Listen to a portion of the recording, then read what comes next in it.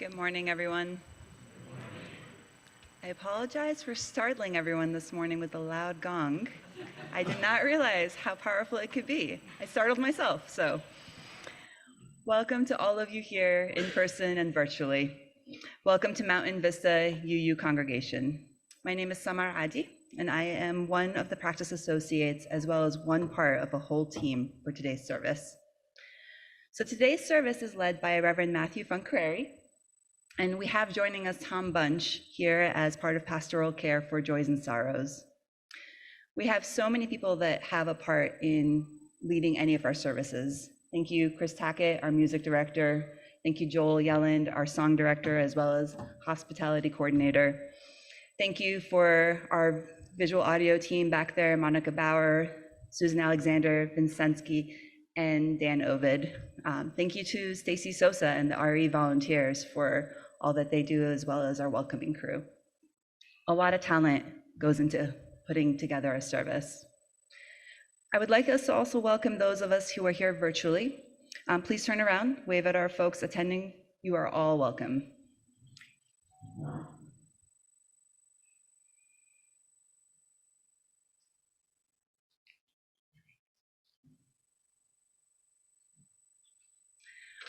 March starts our theme of generosity during our time of stewardship.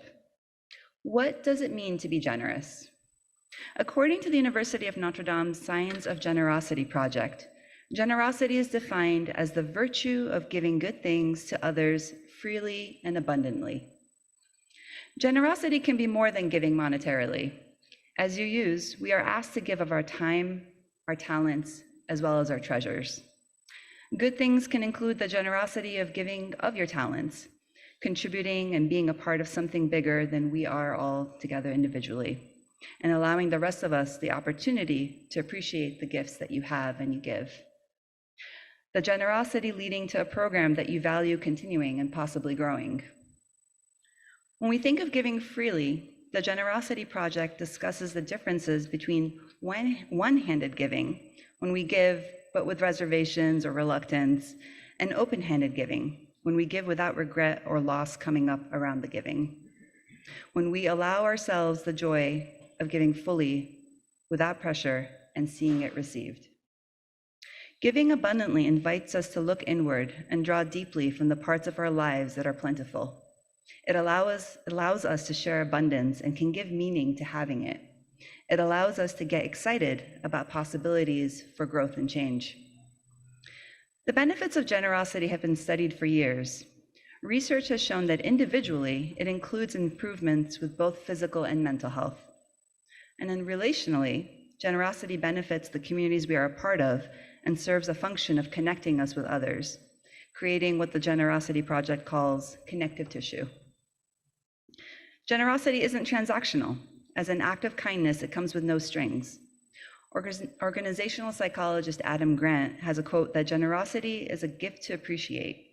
You reciprocate a favor by paying it back. You honor a gift by paying it forward. We honor all of your generosity and the variety of ways you give this month. Thank you.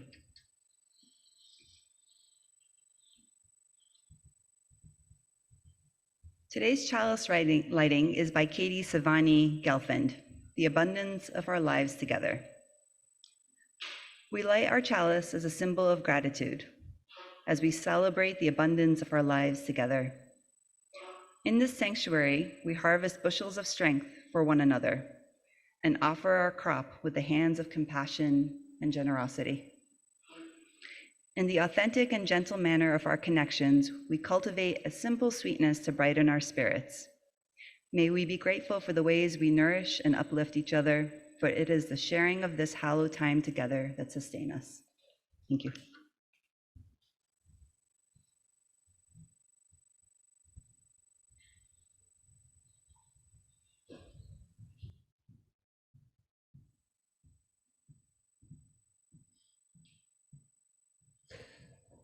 Throughout our week, there are joys and there are sorrows that touch our individual lives. As we gather as a community of faith, we honor all of these among us through our ritual of joy and sorrow. We pour out water that we have gathered, this says, water, communion water, do not drink. That we have gathered for our water communion. We've also gathered it out front from the gentle rains that have been occurring recently. This is the water of our community. This is our bond of love.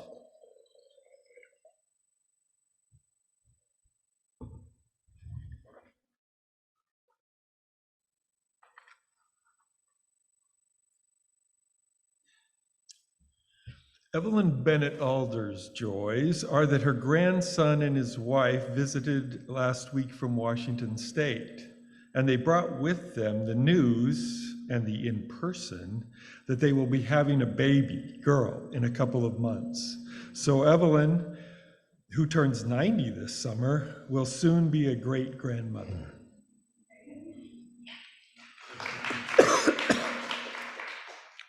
Monica Bauer's joy is that she will be at the upcoming Tucson Book Festival, signing copies of her novel, The Book of Brad. This is her first time participating in the festival.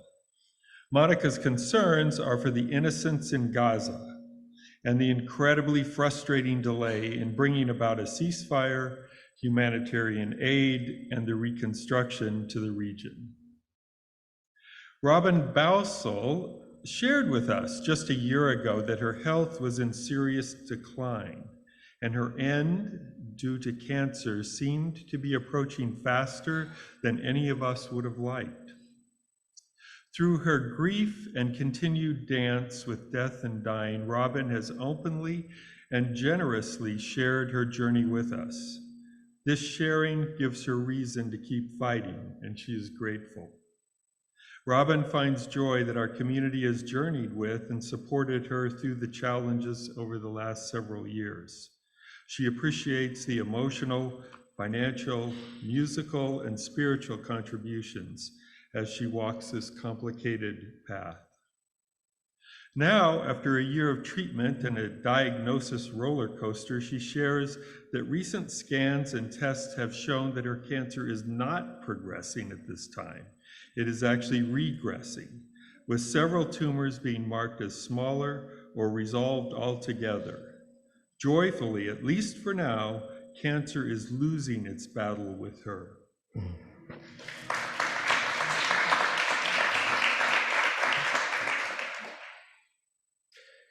A stone then for the joys that have been shared, that lift our hearts, the joys that are silent among us, but also give it wings. And a stone for the sorrows that we have already heard this morning, and the sorrows as well that are silent. And yet we can feel their presence, and we can be attentive to them as a community bonded together in love. Our pastoral care team will be adding to our weekly ritual in listening to your joys and your sorrows that you wish to share with us all. One of our team, and right now it's Tom, will collect and share them weekly before we place stones in our communal waters. We would love for you to reach out and to contact Tom or any of us on our team to share your joys and your sorrows with us. Our bonds hold us all. Through the great heights and the deep depths of our individual lives, renewing and giving us strength to live into our aspirations as a community of faith. Amen. Thank you, Tom.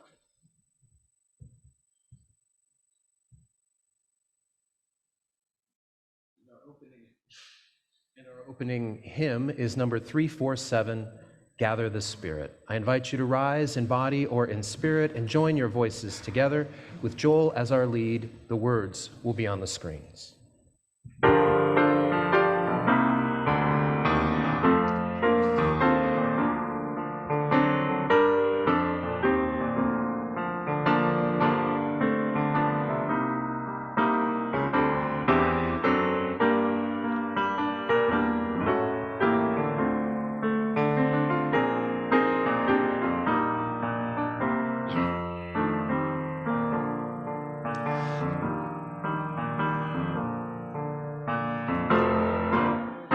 Gather the Spirit, harvest the power.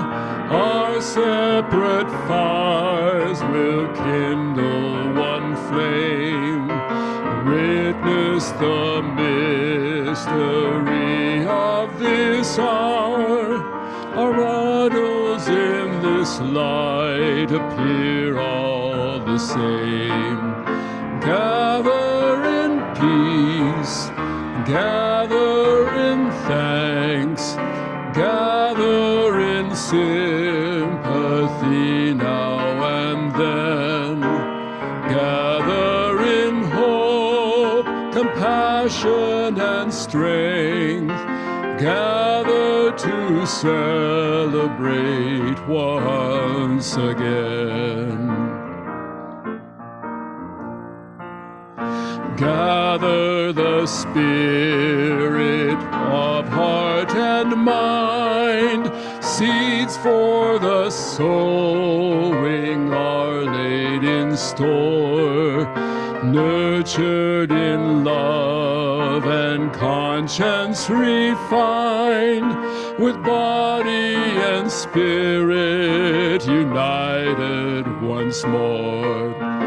Gather in peace, gather in thanks, gather in sympathy now and then.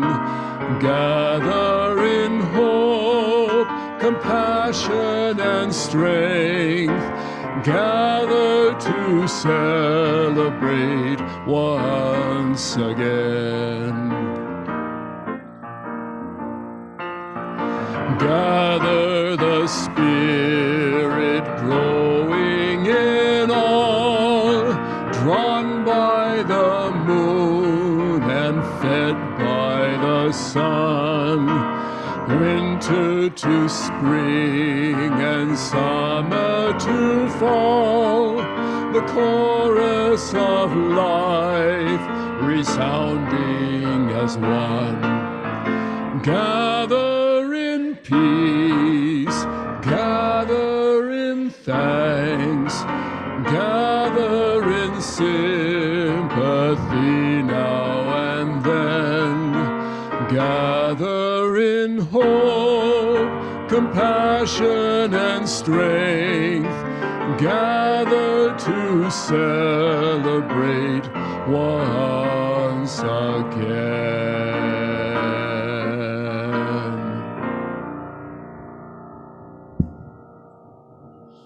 Yeah, please be seated. This last week, Chris and I were talking about these moments when we've been singing together. I think you said something like, but they just really are good at singing. And you were so startling just now, I forgot the words. I'm glad they were projected. But thank you all. I invite you now to a time of contemplation, of considering and pondering generosity for tomorrow. This month, our Baja for collaboration of churches here in the Sonoran Desert brings us the theme generosity. This year, all of our topics of the Desert Ritual Year match the 5 Sonoran seasons to our Unitarian Universalist values. And so we've selected parts of our desert life to be examples of those values. And so this month, we've matched generosity, our value, with the Arizona skies. Deep night skies that are filled with more stars than you could possibly count. Golden sunrises filled with dawning possibilities. Broad blue skies, open and inspiring.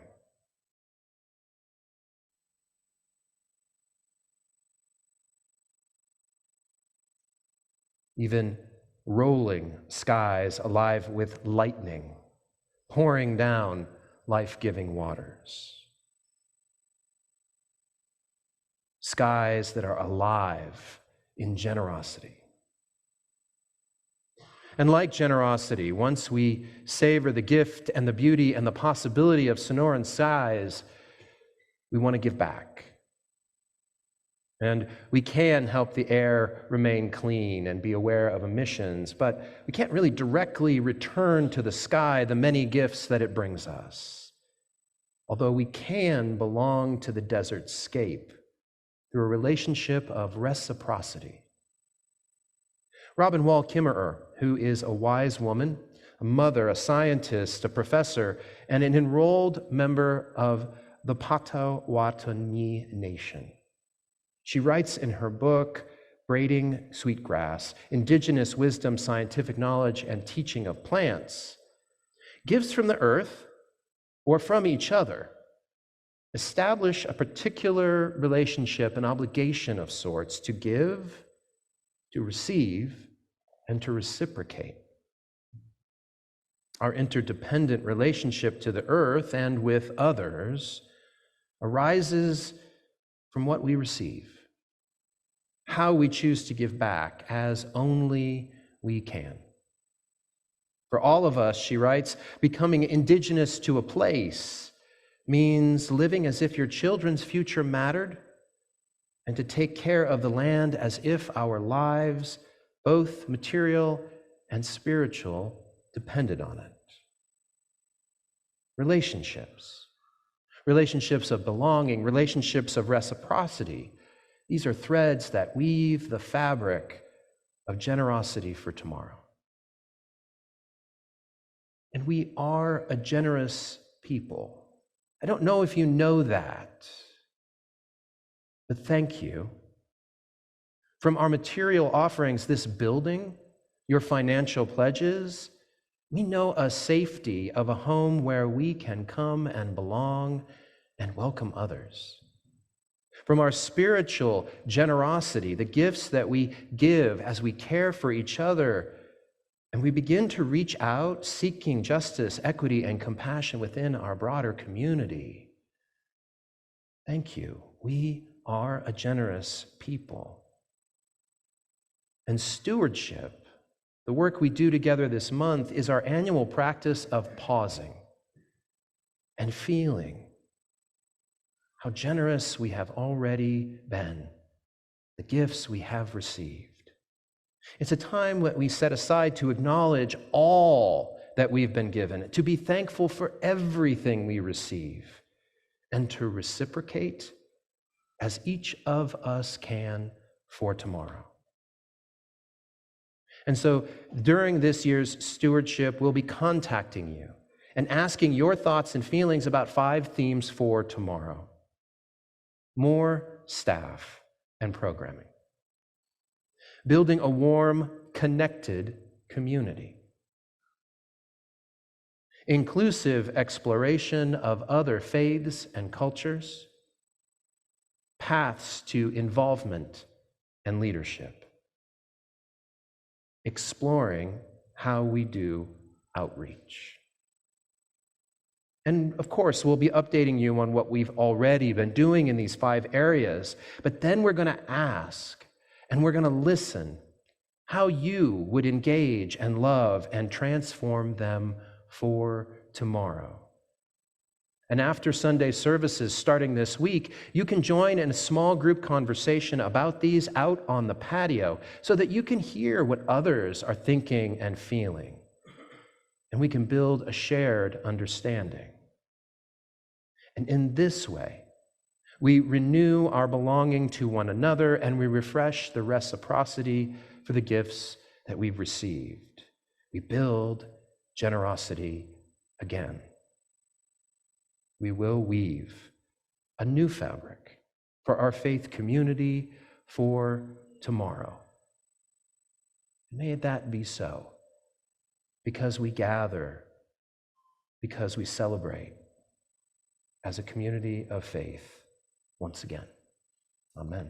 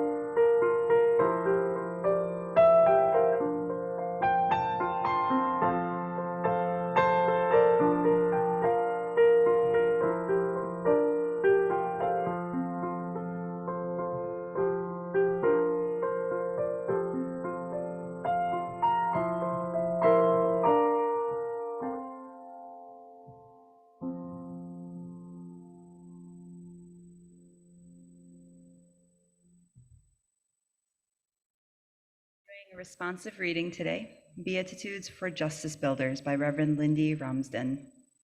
And so I will say a quote or a saying, and then on the slide will show up what you as a congregation will be saying. And so, blessed are you who can question your own assumptions and listen with an open mind. You will receive new insights beyond your imagining. Blessed are you who suffer the attacks of others to stand up for what is right.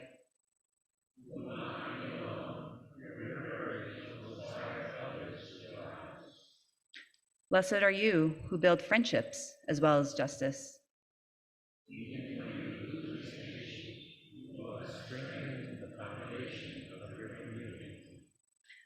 Blessed are you who take delight in people.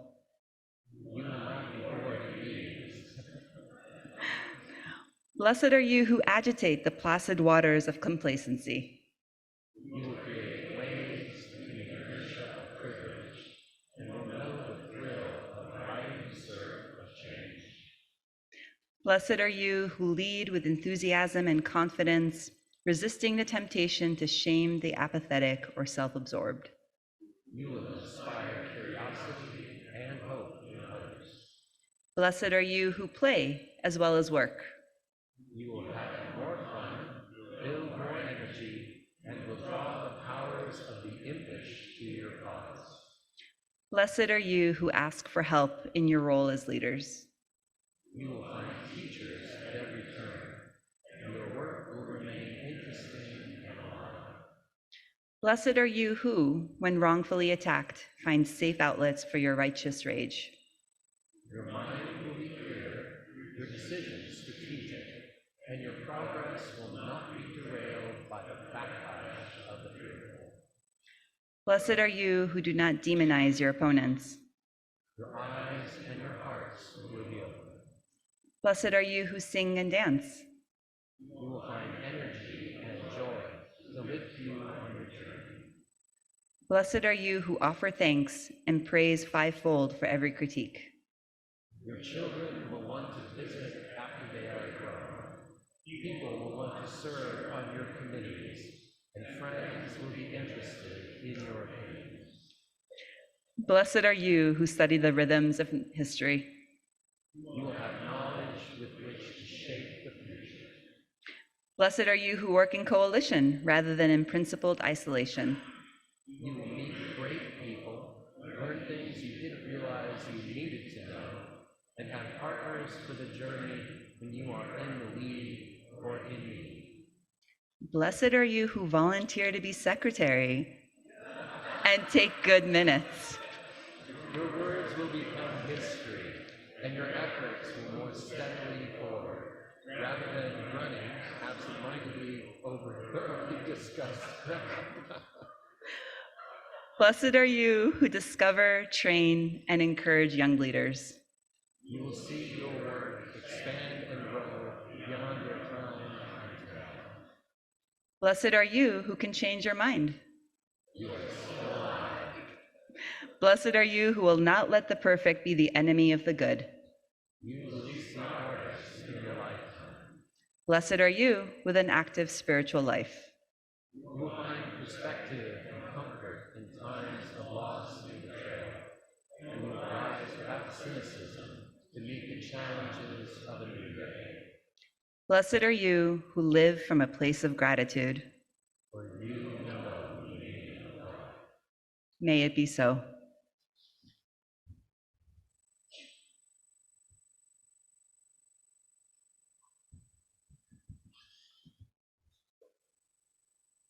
I invite you now to a time of meditation, of breath, and of body.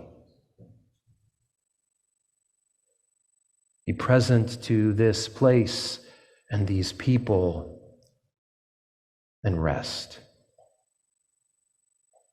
Rest your breathing as you require, in and out. Rest your body into your chair and feel it holding you. Rest your eyes and your ears, your heart and your spirit. Rest.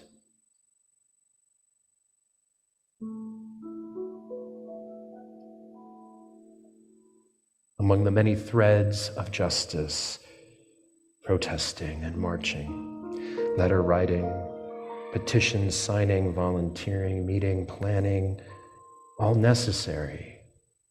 But there's a thread there as well. Rest.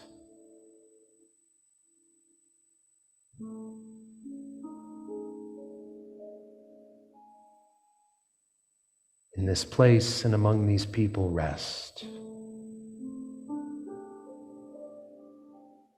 And receive images of skies on our screens. Silence among us.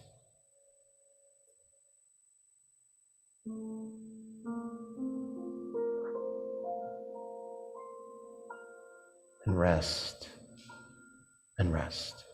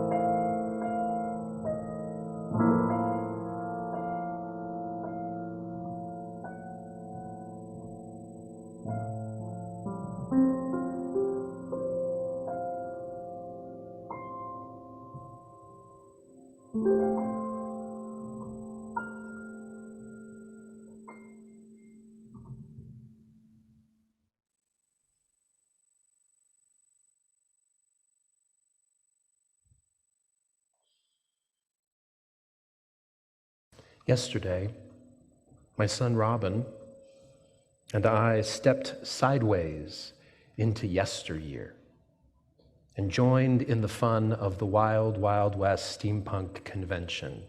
I was surprised not to see all of you there.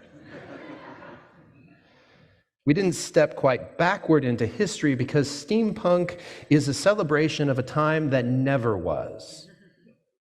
It's a playful recrafting of the Victorian era, when steam-powered engines really made it possible for the British Empire to have the sun never set on it. Now, the punk part, in addition to attitude and lots of tattoos, takes that worst of the Victorian history, that colonialism and the classism and the racism and the sexism and the homophobia and the transphobia, which remain the worst part of our society, and it reimagines them. What if, instead of colonialism, STEAM enabled multiculturalism? Why not equity over classism? Why not humanity over racism? Equality over sexism? Acceptance and celebration over homophobia and transphobia? So for a weekend, steampunks dress up in period costumes, they add some extra gears and goggles, and we play, and we laugh, and we dance, and we read, and we study, and we have workshops, all to be unabashedly countercultural. I love it. I've been a part of steampunk for over 10 years now. This picture with all of those are Unitarian Universalists at my previous ministry in Riverside, California. And I genuinely believe that steampunk is just one means for us to envision justice. It's one means for us to build it together. So here in the Sonoran Desert, some 200 years, an ocean and a whole continent away from Victorian England, we can witness what is wrong with our history and our culture, and we can reject it, and we can replace it. And if only for a weekend, we can build justice with the power of our play. And this kind of counterintuitive, countercultural imagination is at the core of our faith tradition.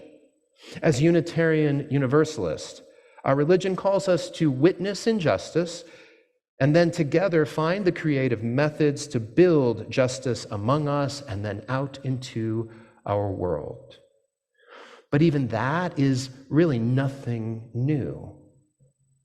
2,000 years ago, and many, many miles away, one of the most countercultural individuals in history lived and taught in what we now know as Israel and Palestine, in a place where injustices and war rage at this moment. Jesus of Nazareth preached that the divine was parental love, that we must love our enemies, and that love itself can overturn injustice. And he hung out with those who were pushed to the margins of society. He shared his wisdom in a very playful way, telling stories with surprise endings and offering messages that upset the traditional expectations.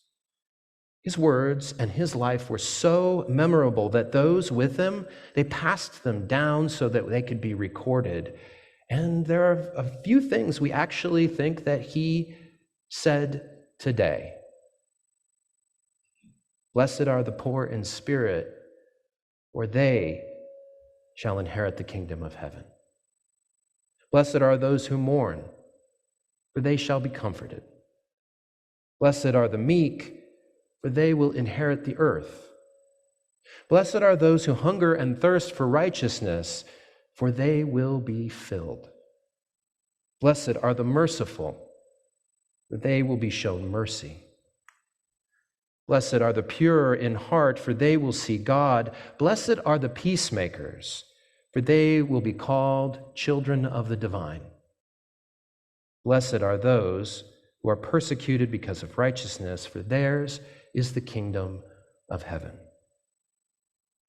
With each of these blessings, Jesus took what was wrong in his world and he turned it around through radical love beyond all of the expectations. He envisioned and enacted heaven on earth, because that's what the earliest communities did with these teachings.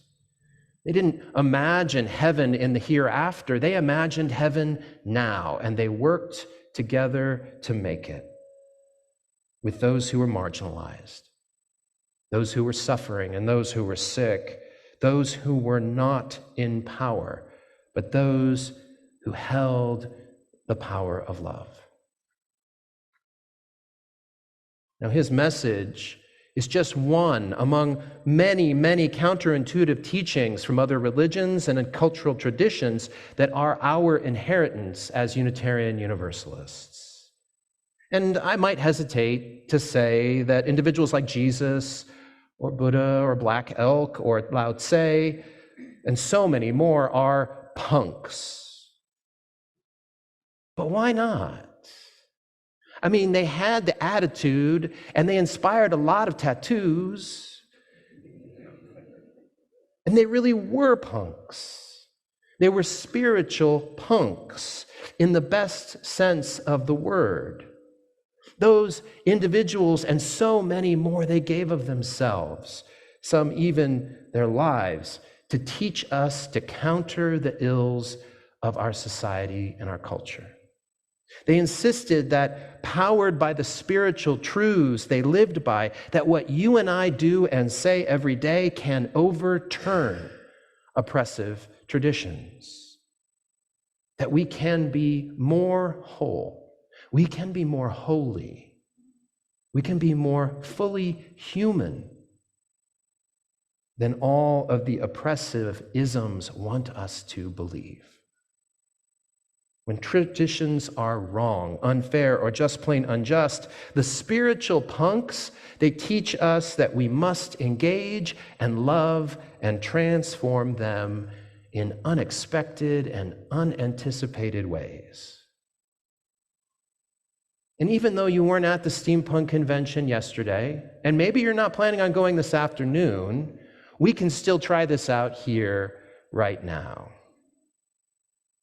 Stewardship is justice. Stewardship is justice. Each year when we begin our traditional stewardship month, that's not usually the message that people get. Instead, you probably hear, "You have money, we need money, give us your money." It's clear, it's straightforward. And there's reality there. Our church institution, it does need money for compensation for the minister and the staff. It needs funds for our programming. And we do have to pay the utility bills. And so during stewardship, we're going to ask you to make a financial pledge, but that's far from the full message. Stewardship says, you have time and talent and treasure. And we need your time. And we need all of your talent. And we need your treasure. So give us yourself. What each of us has, what each of us gives, it's not for today. And it's certainly not for yesteryear, it's for tomorrow. And so we invite you to give of yourself as only you can, because this place and this people, they're yours. They're yours here and now, and they're yours for tomorrow. Our world desperately needs our presence, our imagination, and our passion.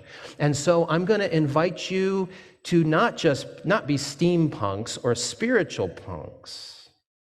I'm going to invite you to be stewardship punks. And if you want to get tattoos, all right, let's do it. But let's use our 5 themes to playfully reimagine who we might be. More whole, more holy, more fully human for a just world that we are seeking to build. What if we had more staff and programs? What do you think we should do? Why not build a more warm, inclusive, exploring community, reaching out to build justice? What does it look like and feel like to you? Let's be unabashedly Unitarian Universalists and engage stewardship for tomorrow.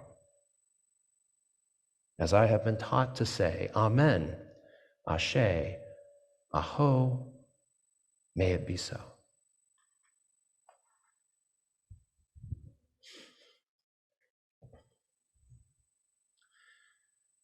So let's have a blessing for stewardship punks. I'll read a line, and as it appears on the screen, I invite you to follow it up with one for you all. Blessed are you who have named your wishes for the future of our congregation.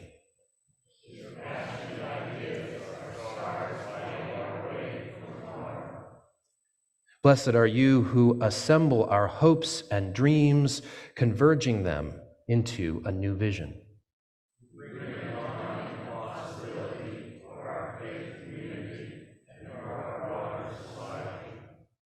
Blessed are you who speak with imagination and who listen for inspiration.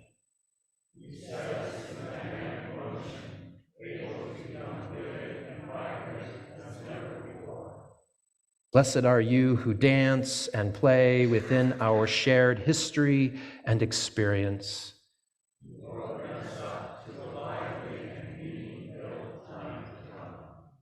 Blessed are you who live from a place of gratitude.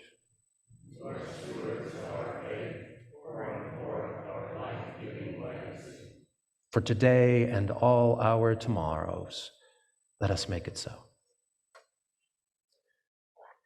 Our final hymn together is number 354, We Laugh, We Cry. I invite you to rise in body or in spirit and share your voices. Joel leads us and the words will be projected.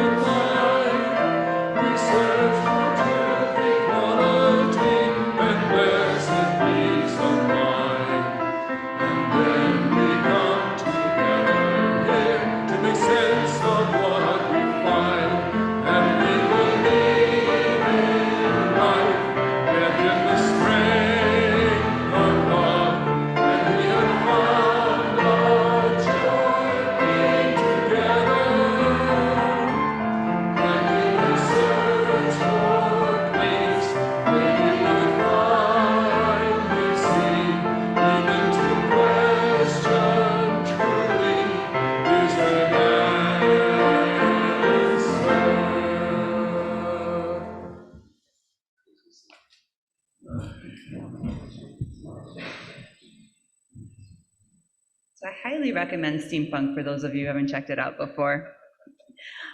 Growing up, I was really into science fiction and fantasy, and steampunk was a genre that I also got into for quite a long time, and kind of taken a step back because of kids now in order to be able to go to the actual con. But I learned a lot. I learned a lot about seeing things in a different way. I learned a lot of different. Steampunk for me is something playful that can still present some deep ideas. And so highly recommend checking it out. As many of you know, after service, typically around 12:30, we have OWL, our whole lives classes starting. And so today, I'm actually going to be co-leading with Grace, the 2 workshops for today for the 7th and 9th graders. And it was interesting preparing for this and also trying to do that at the same time, because it's, for me, I always like to draw parallels, even if there's no parallels to be found, I try to find a way. But one of the things that today's workshop is on, the 2 workshops actually, healthy relationships and healthy communication. And creating these conversations and teaching people how to have these conversations at a very early age is so invaluable. And one of the takeaways for me in tying it into generosity is this idea that relationships are reciprocal. And it's also important to know where you're at in order to know what you can give. And so, and I know that applies to not just financially, but also what your time and treasure. And so knowing, in terms of that reciprocity, where are years that you are able to give more and give fully and being from that place of abundance. And so thank you for letting me draw that parallel out there. So for today's announcements, as you leave today through the doors, we have our wooden bowl and woven basket. And you will find that the wooden bowl is for our congregation's ongoing ministries and programs. And the woven basket is for our monthly partner. And this month we'll be collecting your financial support for the Primavera Foundation. I have worked with them before. They are an amazing congregation. They've been around for 40 years, and they focus on co-creating pathways out of poverty through safe, affordable housing, workforce development, financial empowerment, and home ownership. Their squash blossom logo is a reflection of spring, or primavera in Spanish. It means renewal, rebirth, new beginnings. This is their mission among the unhoused here in our broader community. And so all of your gifts to our church or the Primavera Foundation are gratefully received. As I think I heard some of you notice, there's a jar of, I think, peanut butter, creamy peanut butter. And so starting today, as part of our Generosity Month, RE will be collecting nut butters to donate to Interfaith Community Services. And so peanut butter, other nut butters are staple food in Interfaith Community Services, ICS food banks. And so please bring unopened jars of nut butter anytime before March 31st. There'll be a place to donate at the front of the church or make a monetary donation during fellowship hour. And so help us reach our goal of collecting 100 jars. Next week, we have the Festival of Books that's going to come up next weekend, and we will once again have a UU booth coordinating with the Baja 4. And this year, Steve Botorf and Melody Lupke are collecting donated books to give away in addition to offering the books on Unitarian topics. So scope out your bookshelves for donations. We'll collect them here until March 3rd, and look for the white laundry baskets in the Oasis room. We will need volunteers for the festival on March 9th and 10th, so come and join in. We'll be talking to interesting people and handing out our books and bookmarks. We'll also have a Beatrix Potter, yes, she was a Unitarian, themed photo cutout, which should attract parents with children. And so,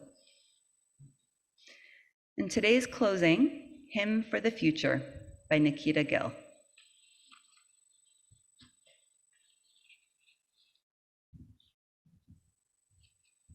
Hymn for the Future. May you always know pain as temporary and laughter better. May the universe bless you with the perseverance to try harder. May you build a kinder history than the ruins you were given. May the greatest gift you receive be more than just a life, but a life where the world is safer, a life so full of love and joy that it is worth living. Thank you. Blessed be.